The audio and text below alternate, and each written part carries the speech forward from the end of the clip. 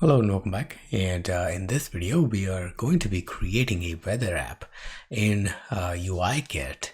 And we're going to be leveraging power of CoreLocation to fetch users' current location and basically display weather-related information from the Open Weather Map API. So you're going to be leveraging the power of URL sessions to fetch the data from the internet, from the API, and also leverage the CoreLocation to extract the user's current location so you can show the relevant weather information. For example, right here, we are going to change the weather location. For example, here in this case, as let's change it to Mexico City.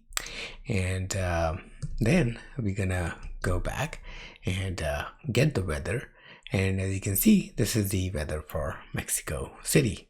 Now we're gonna go and change the location to San Francisco and get the weather again, and as you can see, the weather has changed. Okay, so once again, we are going to be leveraging CoreLocation URL session. We're going to be building this entire app in UIKit and Swift. So we're going to be working on this app throughout this course. So let's go ahead and hop on to the next video where we're going to get started. Thank you.